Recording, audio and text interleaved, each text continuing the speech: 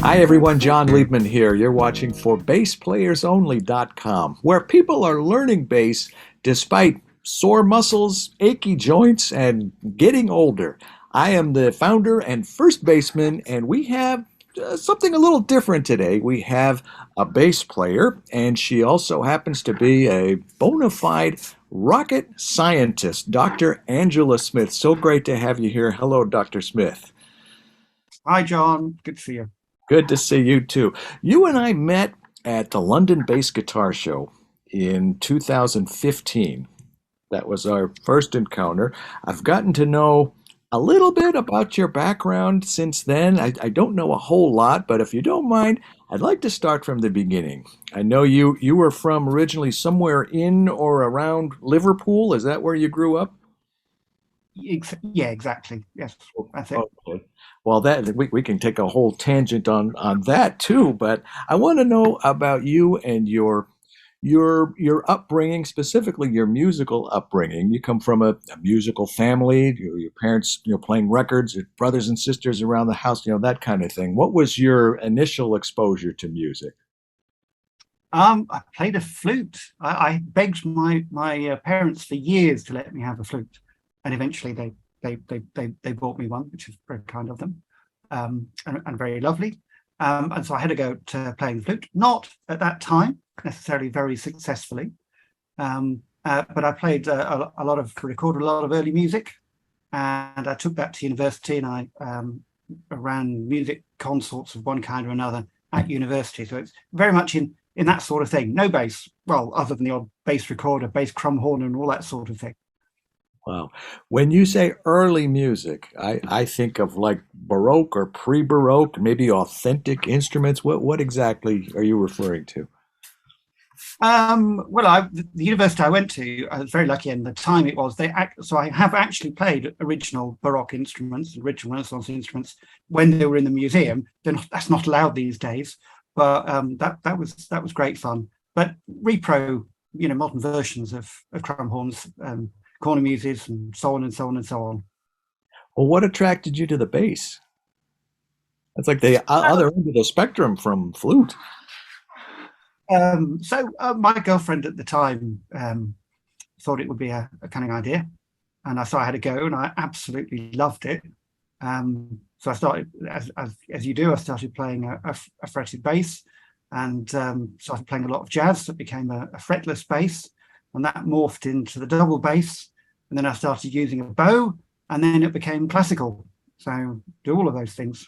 Okay. You play, we did have a conversation not too long ago, and you play a lot of different instruments. Is that I right? do, I do. Most people think I'm mad, but I love it. I've learned a lot about how to play a bass from playing a flute, a lot about playing a flute from playing a clarinet, and a lot about everything from playing a trombone. So those are the main things I play, Can and I do you guitar as well. elaborate on that a little bit? The flute and the bass, how can learning one help you with the other? Generally, musically, I can see, but are you talking about technically, or what exactly do you mean by that? They're all musical instruments, of course, so playing music's always going to help. And it's about once you start playing a bass, especially with a bow, like any stringed instrument, intonation, it just becomes the most important thing. It's just incredibly important. And so playing all of those instruments just helps to get me a clearer picture on intonation. So slowly, my intonation is getting better and better, and that's just so important to me. It is important. If the bass is out of tune, the whole band's out of tune. Quite so. Okay, you mentioned fretted bass, fretless bass, and then double bass, and then the bow. Are there any bass player influences, any bass heroes that you have or have had? Uh, um, well, yes, but names always go out of my head as soon as anyone asks me about them. So, so the Peterson trio, and therefore, who was names got out of my head. Ray Which? Brown. Ray Brown. There we go. Ray Right. Brown. Oh, Oscar Peterson, right. Yeah, Great Oscar guy. Peterson. There we are. Names instantly fly out of my head. I just loved the understated way in which that whole trio worked, and the competence and the way the whole band just worked together, and so it just swung, even when everyone was just really playing quarter notes, just swung like hell. So Yeah. I really like that. I'm not into frantic bass playing, which you occasionally get with sort of jazz bass. I really like to keep it reserved if I can. Okay. Well, that'll probably And behind the band. make you a more popular bass player if you just yeah. So, I was interviewing Harvey S. last year. He says no bass player ever got fired for playing too many roots. Just so, just so. I saw Oscar Peterson in 1979 in a small club in Dearborn, Michigan, in a Hyatt Regency with Joe Pass and Niels Henning Orsted Pedersen. Now, he may be in your frantic category, but I still have not recovered from that concert in 1979. Have you listened to a lot of NHOP? You know who I'm referring to? Uh, He was no, from Denmark, Niels Henning Orsted Pedersen. They call him the Viking or the Great Dane. He was my favorite upright player. He played with Dexter Gordon when he was young. He did a lot of stuff with Oscar. And there's actually a recording of him and Ray Brown together with Oscar Peterson. So I encourage you to check him out if he's not too frantic for you. He would definitely be in the frantic category. well, there are wonderful virtuosos out there, of course. But the thing for me that really distinguishes most virtuosos isn't what they can do all down the bass. It's their sense of timing is so absolutely perfect. And when it comes to the basics, they are so right on the nail. And as you say, no one ever fires the bass player for keeping to the basics. If you Yeah. do more, that's fine. But if the foundation isn't there, I think you're in trouble. Yeah, well, you could be a great bass player and be a jerk and then get fired for other reasons. But I've got to ask you, you did not major in music in college. It was something that led to your degree in science and rocket science. Is that you went to Oxford, I think, right? Yep, maths and physics. Maths, plural, We maths. say- Well, I don't know about what you say these days, but I say mathematics, maths, and I think you say math in America, don't you? Yes, we're And very physics. lazy over here. Well, you have what we call over here a PhD. You call it a DPhil, I think, right? Yes, but Basically the hey, same credential, and yours is from Oxford in mathematics and what'd you say, physics? physics, yes. Physics. So Okay. I studied the collapse of stars into black holes. Wow. I don't even know what to say. Did you have a Oh, I've forgotten it all now. okay, but you I would assume had something in mind that you wanted to do with that education, and you did, right? You had a career as a rocket scientist. I went into the city. It was very unfashionable at the time, but so I took what I'd learnt and took it into the financial sector, and I had a fantastic time doing all sorts of things in banks, insurance companies, and so on. And it was great, but I always wanted to have a go at playing music seriously. So Okay. when I was able to retire, Well, that's nice. You kind of skipped over something that I'm not clear. You were talking about black holes and physics and mathematics, and then all of a sudden we're talking about working in the financial world. So what happened with the black holes? Did you have some kind of career? You said unfashionable. I'm not sure what you were getting at there, but did you get to use that education? oh, absolutely, because mathematics has really got into well, the mathematics really got into the city in the sort of 80s and 90s, and these days everything's all about data and what you can do with the data, what you can find out from it, what have you. So I've used all of those skills throughout my career, and I've thoroughly enjoyed it. Okay, so because of how ensconced you were into numbers and data and mathematics, That's you it. applied that in the financial world. That's So it. you weren't like building rocket ships or going to the moon or anything like No, no, wouldn't that have been lovely? But no. that. All right, but music is just a love of yours and a passion. Absolutely. So I play music an awful lot these days. What do you want to do with your musical ability? What are your musical goals?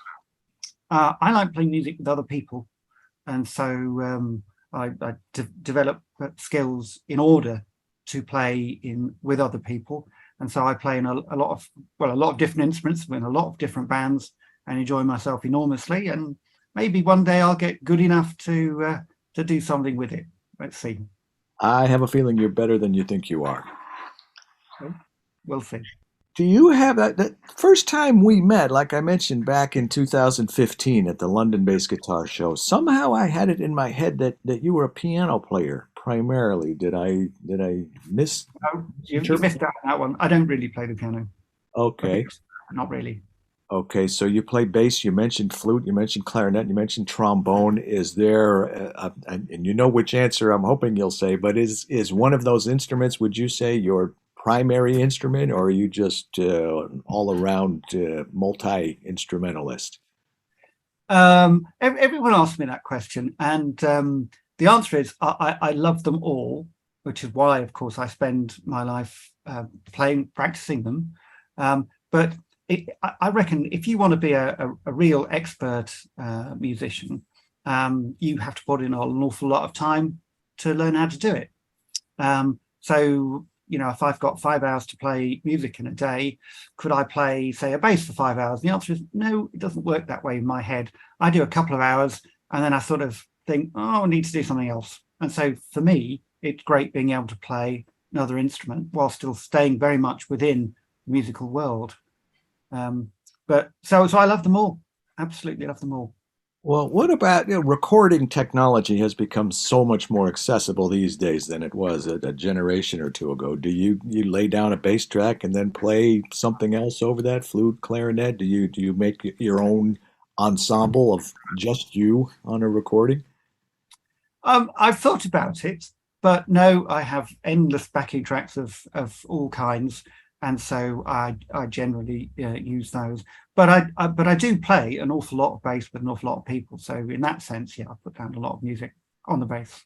Backing tracks, including the Bottom Line Club and Power Grooving right here at ForBassPlayersOnly.com. Can't forget that.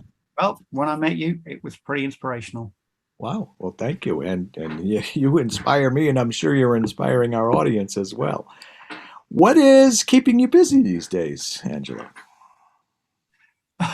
Playing a lot of music is the straight answer. But what did you have in mind with that question? You know what? They say we all have the same number of hours in the day, and time cannot be saved. Time must be spent. We have to do something with our time. So I'm imagining it. You have so many likes, so many loves. You love different instruments. You like making music. It wasn't a trick question. I'm just saying, what's keeping you busy generally? What's going on in your life? Is there a project that is consuming you, or at least involving you right now? Is there something that you're working on? Well, in a typical day, I play a bass for a couple of hours, a flute for a couple of hours, clarinet for a couple of hours, trombone for a couple of hours. I go out for an hour's exercise, and then I play in a band in the evening. And you know what? There isn't much left after that. And for me, that's my choice, and it's great. Nice to be retired, huh? Get to do all that. Good Yes. for you. Uh, as you know, for BassPlayersOnly.com, we've got all these interviews. We're coming up pretty close to 800 bass player interviews. You're the first rocket scientist, by the way. But we are an instruction site. People are coming to us from all over the world to learn how to play bass right here at ForBassPlayersOnly.com, just like you have. So, speaking from your experience, what advice do you have for somebody who wants to learn? Well, I wanted to say bass, but I guess I could say music. But yes, specifically, I will say bass. What advice do you have? And I should qualify that. You heard me in the intro. I talked about sore muscles, and I used to say creaky bones, but I softened that to achy joints and getting older. Most of the people that are coming to for bass players only are men in their 50s, 60s, 70s, sometimes even older. A lot of them have arthritis or tendonitis, aches in the hands, and recovering from surgery and things like that. So that seems to be, I don't know, the way my lessons are formatted seems to really hit the spot or word spread among that group. I don't know why. We do get a fair bit of women though, and some younger people too, but they're not trying to set the world on fire. They're not trying to be rock stars. They want to play some classic rock riffs with their buddies, or some blues shuffles, or maybe some walking bass, maybe a little funk R&B, sometimes a little slapping. So, having given you some context there, what advice do you have for somebody like that who wants to learn to play bass? Sit down. Now, you didn't expect that. No. So most bass players at the back of the band seem to stand up, and whether they're playing the guitar or they're on the upright, that's great.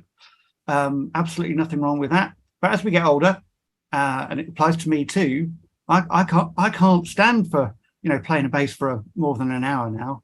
So I get a bass stool and take the sort of orchestra's approach to that. So I use a nice bass stool, sit down on that, and then it's much more comfortable. And that makes it so much easier then for me to really focus on what I'm trying to do with the instrument, rather than worrying about holding it and all that sort of thing.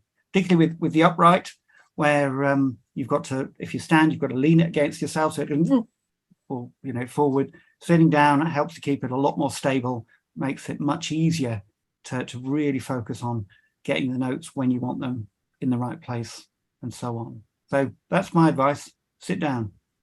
Interesting that that's the first or the only thing you said. I played in orchestras. I had a big clunky metal stool, and you sit up on it, and one leg is on one of the, my foot was on one of the rungs of the stool, and the other foot was on the floor, close to the floor. I went down to the University of Miami, and there was a friend of mine now, Peter Dominguez, studied with Richard Davis, and he was going for his doctorate at the time in double bass. And he said, take just a wooden bar stool and cut the legs down so when you sit on it, you can have both feet flat on the floor. Yeah, if it suits you. Changed my life. It changed, I'm telling you, because I worked on a loading dock when I was 18 years old, 17, 18 years old, and I messed up my back. And my classical teacher used to say, nobody's body was built to play the bass. We have to work around the bass because the bass is not going to work around us. So those kinds of things I think are very helpful. Those tips like Peter gave me. And yeah, that big, it was noisy. That stool, that metal stool, I don't even have it anymore. Anthony Jackson, I think of Anthony Jackson when you say sit down, because I think he has it in his contracts or something. I don't know. He always has to sit down when he plays, the six-string electric bass player. Is there anything else? Anything about well, you did kind of touch on it, playing in time and playing the groove and laying it down, as we mentioned, playing the roots. Anything technically or musically that you have to add, or just sit down and the rest will take care of itself? Well, I wanted to mention that because it just doesn't get mentioned very often. And you mentioned your older audience, and I think it makes a real difference. Isn't something people would think about. But when it comes to music, I know I play a lot of jazz, and so maybe this is overly in the jazz context, but I think the magic formula is simply expressed as play less, listen more. And if you take that into the modern music domain, then as you said, you play or you should play an awful lot of roots and fifths. So if we take it back certainly 50 years, that's very much what you'd have been playing on a bass. These days, obviously, some basses play an awful lot more than that, and there's a lot of virtuoso players out there. But unless the basics are there, you've got a problem. Right, right. I mean, It- James Jamerson did it great, but he was James Jamerson. He played more than roots and fifths. He played some pretty busy Motown and R&B lines, but like you say, if you've got the bases covered, Victor Wooten's a great bass player with the acrobatics and all the stuff, but he knows how to take care of business. Jocko, the list goes on. So I think that's a very good point. What about the future? I mean, you're so busy. You're just immersed in music, and you just seem to do what you want to do and what you love, which is so great to hear. Is there a project, or is there anything you'd like to do that you haven't accomplished yet? Because you have accomplished so much so far. Um, the boring answer is practice more. Okay, so you just want to get better. Yeah, I mean, I really enjoy practicing in order to play with other people, and when performing, um, it, whatever you practice really comes out. Oh, perhaps one more thing to say. When I was younger, and doing my best on a flute, I really had serious performance anxiety. And one of the great things that has come out of playing the bass for me and morphing into other things, because it's absolutely the core of any music that a band plays, it's gradually helped me to really lose that performance anxiety and just relax, sit at the back there and just play and work on the basics. And then, of course, I do a lot more than that these days, but it's got a foundation of the basics. And that's really helped me to go out and perform all sorts of semi virtuoso stuff on flutes and clarinets and things. Hmm. I would really seldom get nervous about my playing as long as I knew the music and as long as I was confident in what I was going to play. But you know what used to scare me to death? Worrying about making the page turns. Playing a There you show. Sometimes it's not always even in a book. Sometimes this is folded and you got to pull this over here. And most of the time I made it. There were a few times when I didn't, but it's there's so many things that might not immediately come to mind when you're talking about preparing to perform. But what do you practice? I'm just curious. When you practice, are you set on just building your technique, or is it learning songs? Or I used to have a list of the people that I would play with, and I knew this singer likes to do these songs. When I get together with the guys, they like to play this. This person does this.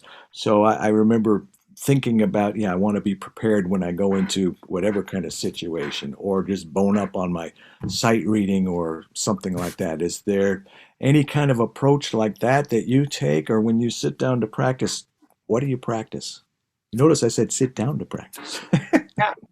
So normally warm up with some jazz. I get out a real book and put on a backing track of one kind or another, and I just warm up by playing along with that. And then I do some scales and arpeggios, and then I might turn to your site, or I might get whatever the orchestra's expecting me to play at the moment, get the bows out, and see whether I can give it a go. I remember playing along with those records when I played in the orchestra at the university. And that's when I learned that my turntable was a half step off. I used to learn all these rock tunes. It didn't even phase me that I'm playing in like A flat or an E flat. It didn't even occur to me until I'm playing Tchaikovsky along with the record. And wait a minute, that's not what's written. You're bringing back a lot of happy memories. My signature sign off question is typically, what would you be if you weren't a bass player? And I'm not sure exactly how to present that question to you, but uh, I'll say, what would you be if you weren't in music or doing music, or if you weren't a bass player and all those other things player? I would I would be back in finance, I'm sure. So I had a wonderful working career, and I absolutely loved it to death. And I'd still be doing it, but I really wanted to have a go at playing music to a decent standard. And I thought, well, you've got to start somewhere. That's right. I'm glad things worked out the way they did. Ah, lovely, great. Yes.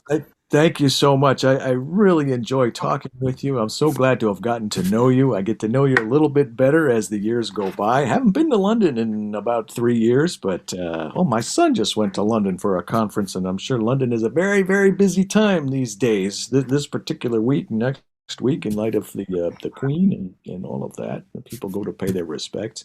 But thank you so much, Angela, Dr. Angela Smith, for taking some time and sharing your story. It's a great story and it's very inspiring to me. And as I mentioned, I'm sure it's inspiring to our audience as well. So much luck, continued success Lovely. to you. Keep doing what you're doing. I love it. All right, lovely. Thanks, John. Cheers. Thank you very Bye. much. You're watching ForBassPlayersOnly.com. I am John Liebman, founder and first baseman, where people are coming to learn bass despite sore muscles, achy joints, and getting older. Special thanks to our guest this week, Dr. Angela Smith. Thank you so much, Angela. Thank you all. We'll see you next week. I'm John Liebman. Let's play bass.